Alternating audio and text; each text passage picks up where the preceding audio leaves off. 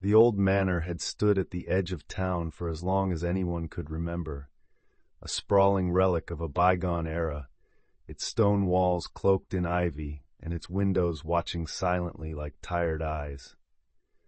When Elise received word that she had inherited the estate from a distant relative she'd never met, she felt a shiver of excitement mixed with apprehension. Though she had always been drawn to the mysterious, nothing could have prepared her for the secrets lurking in those forgotten halls. On her first night, the manor whispered of its history. The corridors were long and narrow, lined with portraits of somber figures whose eyes seemed to follow her every step. A storm raged outside, and with every flash of lightning, the house groaned as if sharing ancient sorrows. Unable to sleep, Elise wandered the labyrinthine halls until she found herself before a heavy wooden door that she hadn't noticed before. Curiosity overtook caution. With a trembling hand, she pushed the door open. Inside was a small parlor filled with relics from another age, a grand piano draped in dust, a collection of yellowed letters in a glass-fronted cabinet, and at the center an ornate mirror framed in intricate carvings. The mirror's surface was murky, as though hiding secrets behind its fogged glass. That midnight, as the storm subsided into a heavy, oppressive silence, Elise heard it, a faint tapping from behind the mirror. It sounded like a hesitant knock, as if someone were trying to make contact from beyond. Approaching slowly, she reached out to touch the cool glass. In that moment, the surface rippled like disturbed water, and a face emerged. A pale, sorrowful visage, with eyes that carried a lifetime of grief. For several nights thereafter, the apparition returned. Each time it appeared at the stroke of midnight, and each time it conveyed its silent plea for help. Desperate to understand, Elise began to search through the manor's dusty records and forgotten diaries. In a leather-bound journal, hidden behind an old portrait, she uncovered the tragic tale of a woman named Margaret, a gentle soul wronged by circumstance, whose life had been snuffed out by scandal and betrayal. Margaret had been isolated from her family and the world, condemned by harsh judgments and lingering rumors. The mirror, it seemed, was her only confidant in her final hours.